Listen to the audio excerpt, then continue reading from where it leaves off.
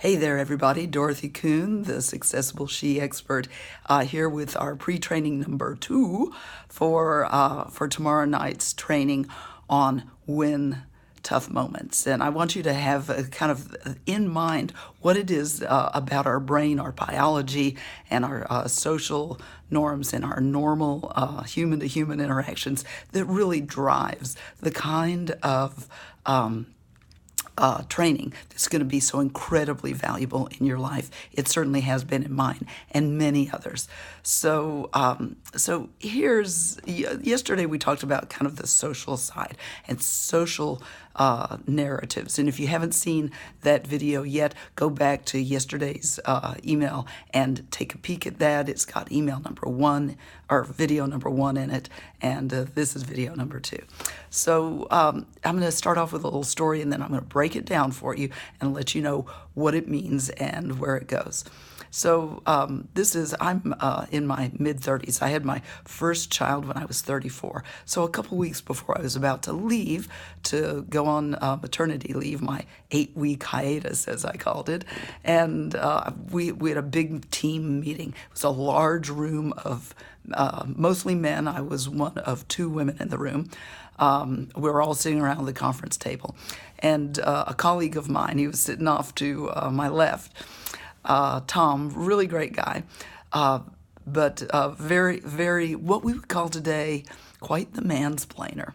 And so he took the floor of the room and was looking directly at me and explaining something to me that I already knew.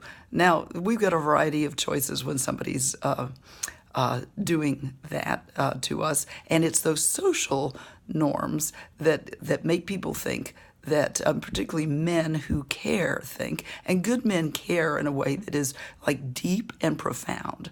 It's incredible what care means to a good man. And so I didn't really know that then, but I wasn't going to embarrass Tom in front of all the other people in the room. He was a valued member of the team in his own right. So I looked at him and didn't say a word. I let him fully explain his thoughts. It took a couple of minutes, which is a long time in a 1-hour meeting for someone to hold the floor continuously. And as soon as he took a breath, I said, "And your point is?" Every man in the room laughed out loud. I had him at, and there wasn't a thing he could do about it. I was friendly about it and clear and direct. Now, those are values that as you work your way up from management into leadership, from doing into managing into leading, then those are the kind of skills that you want to be able to marshal at any time, and you will need them more and more frequently as you go up in all likelihood. If you don't need them more frequently, just consider that a bonus. So what's going on that allowed me in an instant to own the whole situation, to totally own it in a friendly way, in a way that everybody else loved? Here it is. Human brains do this thing that our neuroscientists call, we've had a big cloud come across the sky. I'm sitting here in front of my favorite bay window with the beautiful spring flowers right out front. It's gorgeous here. So anyway, human brains we have defense mechanisms in our brains that defend us from outside ideas that are not our own. That's really important so that we can form opinions and hold opinions, and at the same time entertain other thoughts and stories and facts and conditions so that we have the opportunity to be at choice for whether we accept or not. If we were able to be overrun at any moment, then we would be always at the will of someone else. And if you can think about it for a few minutes. Oh, the sun's back, great. You can think about it for a few minutes and be really draw to mind some times when 2 people have had an interaction and the power between those two people started off one way and very quickly flipped to the next. Those frames, as they're called, that's what our neuroscientists and cognitive scientists call them. Those frames are deeply embedded, and they are rooted in survival. So your brain has got three parts. The part that we go to school for is our neocortex. It is the biggest part of our brains. It consumes, for that 3 pounds of tissue in your head, consumes 20% of all of the energy that you take in every day. So no wonder that thinking a lot, working out problems can be exhausting. You get that now, right? You may have gotten it before. I hope so. But it's not the only part that helps you with thinking and decision making. There are lots of parts to your brain, but the three main parts are, as we said, the neocortex, the part we go to school for, does language, mathematics, things like that, pros and cons. And then there is the midbrain. Now, the midbrain does process social interactions. Who's in, who's out, who's up, who's down. It's the midbrain that is the sophisticated portion of that, defining that and maintaining that social hierarchy. So it's really important to the midbrain to stay connected to you, the people around you, to stay connected to your tribe, so to speak, and to know that you're safe and cared for in that tribe. Not only that, but to know how to navigate in that tribe. The third part of the brain is very ancient. It's called the brain stem. Its often fun name is the crocodile brain or the reptilian brain. You've probably heard of it. And that part of the brain is very simple. It processes at lightning speed, and it only asks 4 questions. There's something in front of you, and your brainstem is going to ask, am I going to eat it? Am I going to kill it? Am I going to run away from it? Or, in the survival sense that the species must go on, am I going to mate with it? We're not doing that on video. So, that part of the brain, lightning fast, asks the most profound existential questions. And it and the midbrain process nearly every single decision that you ever make. Those are the decision-making parts of the brain. Your neocortex will consider all the facts and the figures, but it makes virtually no decisions.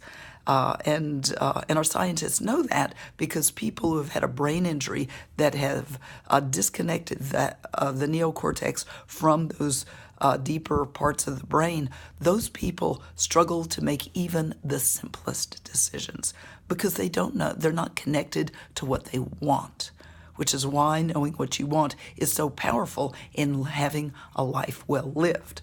Separate topic, but just wanted to make that mention. So when everybody comes from their own point of view, and you know that people see things from different points of view, and they value things with different perspectives. And those different perspectives, you can think of them like a window frame that you're looking through to see the world. And if somebody else is looking through theirs, they're going to see a different view, a different take on the world. We see this in sports games all the time. The ball is going down the field. One side of the stadium is happy, and the other side of the stadium is like, oh no, they better turn that around. Very different perspectives on exactly the same thing that's going on.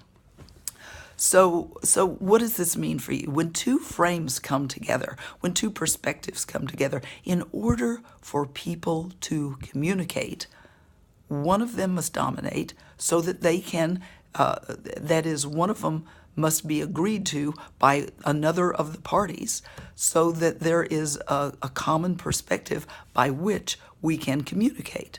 And those perspectives, as I said, are called frames. And when two people come together, their two frames come together, and those frames have a little bit of an interaction. It's a death match. One of them will survive, and the other one will be crushed.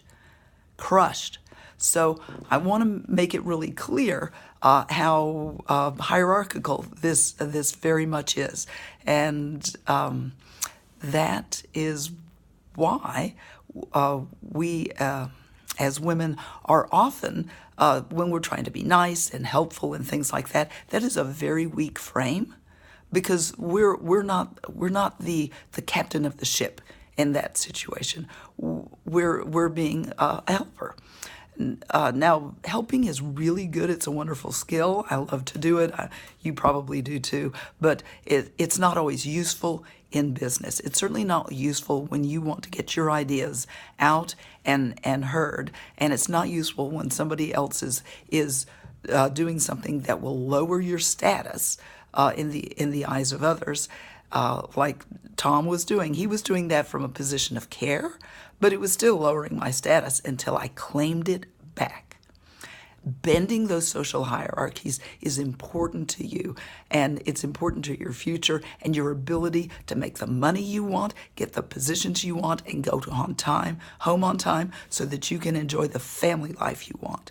So I hope this has been really helpful and powerful for you. I'm looking forward to seeing you on Tuesday evening's webinar, and I look forward to giving you tons more value there. You will love it. This is transformative work. It's transformed my life, and I'm looking forward to seeing how this work can transform your life too. This is Dorothy Kuhn, the Successful She Expert. We'll see you tomorrow evening, and make sure that our evening calendar event is on your calendar, and you've got one or two calendar reminders to pop up and remind you when to jump on that Zoom link. You'll be getting that Zoom link later today, and a reminder tomorrow. Or I think it's later today. Anyway, you'll be getting it. So we'll talk to you soon. I cannot wait to see you. Talk soon. Bye.